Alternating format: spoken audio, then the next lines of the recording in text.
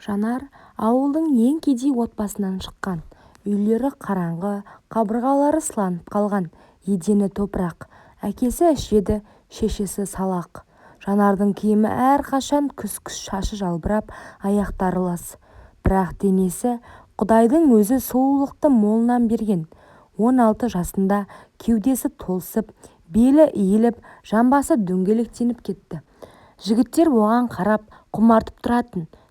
Түнде өзінің кішкентай жатын орнында жатып, қолын-аяғының арасына салып, ыстық деммен күңіренетін. Ол өзінің денесін жақсы көретін, бірақ кедейлікті жек көретін. Мен мұнда шіріп қалмаймын деп шешті. Мектеп бітірген күні қалаға кетті. Артында өсек қалды. Жанар кетіп, бай іздеп кетті. Қалада Жанар бір байдың көзіне түсті. Әділхан, 50-ге келген, әйелі 2 баласы бар кісі. Бірақ көзі тоймайтын. Жанарды бірінші рет қонақ үйге апарғанда ол қыздың денесін көріп есінен танды. «Сен маған тоқал боласың», деді ол. Жанардың кеудесін қос қолымен ұстады. Жанар көзін жұмып ыңыранды.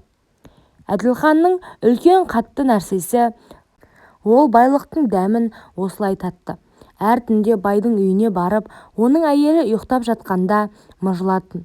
Бай оған алтын, киім, иіс су сыйлады. Жанардың көзі ашылды. Жанар тоқал болды. Әділхан оған бөлек үй берді. Жанар енді кір қожалақ емес, шашы жылтырап, денесі майланып, іш киімдері жібек. Әйелінің көзіне қарамай, байдың тоқалы бола қалды. Әділхан онымен құмарта бірге болатын. Кейде оны 4 аяқтап тұрғызып қоятын. «Менің сұлу тоқалым» деп ыңыралатын. Жанарда құмартып, оны тереңірек қабылдайтын. Оның денесі байлыққа мас болды. Жанар ұл босанды. Әділхан қуанды. Енді Жанар үйдің қанымы болды. Ұлы Нұрлан еркелетіліп өсті. Жанар оны тым ұнататын. Бір күні ұлының іші өтіп, құйрығы ластанғанда, ол жай ғана нәпсіге бой ұрды. Жұмсақ, жаңа піскен нанды алып, ұлының жамбасын сүртті. Нанның жұмсақтығы, ұлының терісінің жылуы, ол бұл әрекетті бірнеше рет қайталады. Қызметшілер көріп, ауылға өсек таратты. Тоқал нанмен құйрық сүртеді. Жанар күлді. Ол байлықтың шексіздігіне сенді. Жанар енді толық өзгерген. Алтын, бренд киім, косметика. Күйеуінің ақшасымен сауда орталықтарында жүріп, өзін патшайым сезінді. Кейде Әділханның достарымен де ойнап, жасырын романдар бастады. Бір күні жас жігітпен қонақ үйде өткізген түні есіне түссе, әлі де денесі дірілдейтін. Ол өзінің ыстық денесін сыйлады. Ал олар оған ақша мен сыйлық берді. Мен енді ешқашан кедей болмаймын деп ойлады. Бір күні Әділхан жол апатынан қайтыс болды. Жанар есеңгіреп қалды. Бірақ ең сорақысы, бәйбіше барлық мүлікті өз атына аударып қойған екен. Жанардың атына ештеңе жоқ. Үйден қуылды. «Сен тек ет пен тесік үшін келдің», деді бәйбіше. Жанар ұлын алып ауылға әкелді. Бірақ ұзақ тұра алмады. Қалаға қайтып, ескі байланыстарын іздеді. Бірақ ешкім оны енді сұлу тоқал деп қабылдамады. Алғашында Жанар барларға барды. Онда еркектер онымен танысып, жаман сулар ішуге шақырды. Бірінші рет бір таныс еркек оны бір жерге алып кіріп қабырғаға сүйеді. Жанар көз жасын төкті. Бірақ жаман су үшін шыдады. Кейін бұл әдетке айналды. Әр түн сайын еркектің астында. Кейде екеу, кейде үшеуі. Олар оның аузын, барлық жерін қолданды.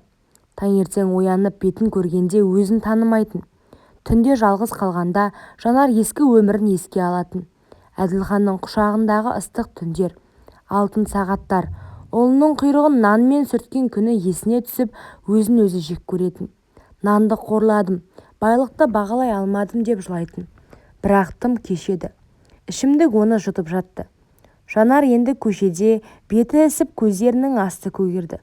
Денесі арықтап, бұрынғы сұлулығы мүлдем жоқ. Еркектер енді ақша үшін емес, бір стақан жаман су үшін онымен бірге болатын. Кейде қараңғы бұрышта қабырғаға сүйеніп тұрып, ол ұлын ауылда қалдырған, оны көргісі келмейді. Өзіне де, өткен өміріне де өкініштен басқа ештеңе жоқ. Бүгін аялдамада оны көрдім. Баяғы Жанар емес, Шашы түсіп, беті ісіп, көздері өшкен. Көгеріс толы қолдары дірілдеп, жаман нәрсе сұрап тұр. Мен оны таныдым. Сол сұлу қыз, ол байдың тоқалы. Сол нанмен құйрық сүрткен әйел. Тағдыр ма, әлде нанды, байлықты өз денесін қорлағаны үшін Құдайдың жазасы ма? Жанар маған қарады. Көздерінде үлкен өкініш бар еді.